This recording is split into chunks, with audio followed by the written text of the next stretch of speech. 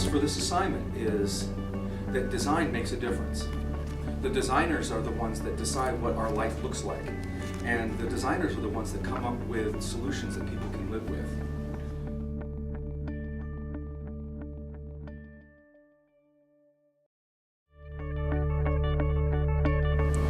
Hi, my name is Carrie Seufer. I'm a graduating senior here at Elizabeth City State University. I was one of the first participants in the Change by Design program. It was a really interesting project that we were given. We were charged with going downtown to Elizabeth City and finding something about the downtown area that we could change. We were encouraged, and by the way, I'm setting you up for what we're going to be doing on Tuesday. We were encouraged to just walk down the street, don't presuppose what you're taking pictures of, right? And just take a photo survey of anything or anyone that you see. We were encouraged to try to get a feel for what the area was like, what its assets were, what its problems were, and do comparisons as you walk up and down the street. What do you notice? What are the differences? And to be sensitive to things like texture, pattern, color. Don't prejudge what you're looking at. Tell me to stop. We went around the downtown and kind of viewed what was going on, what things needed to be changed.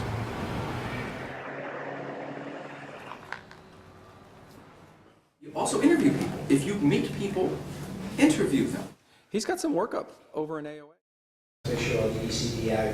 And then we had the opportunity to sit and talk with members of the community, with members of the City Council, and see what their views on things that needed to be changed with the downtown Elizabeth City area.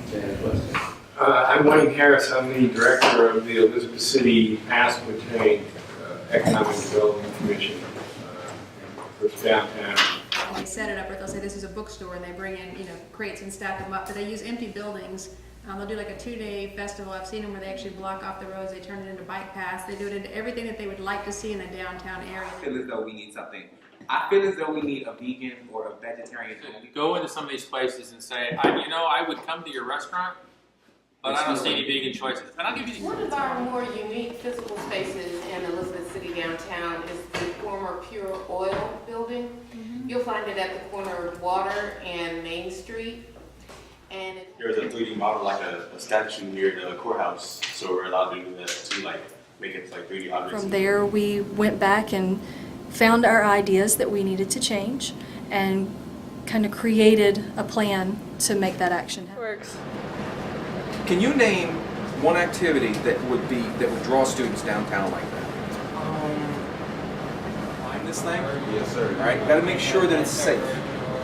So we have to design it deliberately so that it wouldn't be something a kid could fall and break his head on. Yeah, all that No, stuff. go look at your mind map, your brainstorms, your brain spills, and see if you can find stuff in there that was what you were trying to think of when you were starting this, that the town is looking for. So if you have good visuals, it will inspire. If you don't have good visuals, people just don't even get interested. Describe your particular project, your solution. Okay, so my solution when I went downtown was there's a building on the corner of Water and Elizabeth Street that I drive past every day when I come to school. And it's a beautiful old building. It was built back in the 1930s. It was originally the Weatherly building. It was a Weatherly candy factory. It was their second location, and it's now, it even has a window that's fallen out of it. It's just in terrible repair, and it's the very first thing that people see when they come to the downtown area. And I felt like if we could change everyone's first impression of downtown, then it would bring more people into the downtown area. So my idea was to turn the Weatherly building into a harbor market where people could come and sell their goods, and there would be farmers markets, artists, entrepreneurs in there. It would create a place where the community could come together and build on our community relationship. The second floor would actually offer places for for starting out businesses that couldn't afford to rent a space in other places in downtown to get started at a lower cost, where they could build their brand and build their customer base so they could afford to move into outlying areas. And then it also kind of included a conference center that would also bring in people from other parts of the state to come in and see the downtown. It would overlook the waterfront and have a beautiful view of the harbor.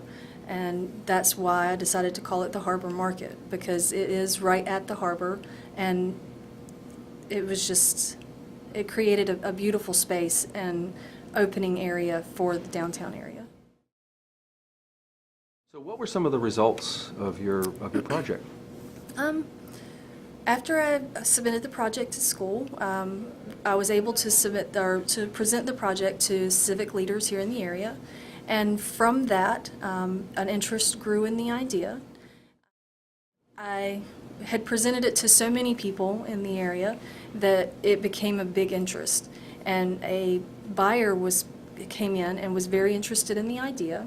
He put in a bid on the building, and from that we started to move forward on the project. So he was actually going to develop that project? Yes, he was actually going to develop this exact project. He wanted to see the downtown Elizabeth City area grow. He felt the same as I did, as it needed something that would help catapult everything else. And so his interest in the building was very genuine. He actually put a bid in on the building and had his contractors come out and look at the building and kind of see where it stood. Unfortunately, that building was in too far of disrepair to be able to bring back up. It was going to cost so much money to be able to get it just to the point that it was stable again, that it was unaffordable for them to do. But luckily, because of that, he actually saw other buildings in the downtown area, and his company is purchasing the Southern Hotel, and they are completely renovating the Southern Hotel, and that is solely because of me bringing him to the downtown area. Okay, cool. Talk a little bit about the effect this had on university-town relations. You know, the project in general and yours in particular. Okay. As far as university and town relations, I feel like it kind of showed the town that we here as a university are able to have wonderful, innovative ideas, that we are able to see issues in our area and help to promote change. Whereas before, I felt like they saw us as college students and didn't really put any credit in our thoughts. Whereas now, I've attended another meeting for the Change by Design, and I actually saw that the same people that I spoke to actually were more receptive to what the students were saying than they were when I went in the first time. So I feel like from the beginning to now, their perception of our college has changed. They actually see us as an opportunity, whereas before it felt like they saw us as a hindrance of the town. Excellent. All right, talk a little bit about what this has meant to you personally.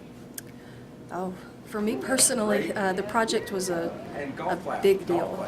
Like I said, that building is one of my favorite buildings, and to be able to try and promote change for the downtown area became really great. And as far as after the project, because of this project, I was placed in front of so many people that really enjoyed what I had to do, that it actually created a job for me before I graduated, and was able to move on into an actual career before my graduation date. Sounds excellent.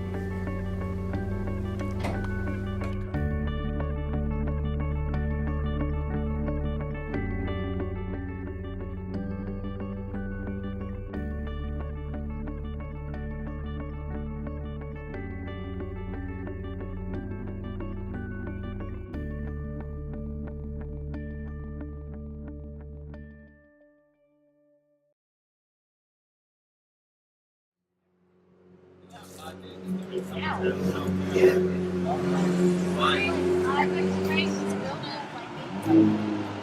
building could be structurally sound good.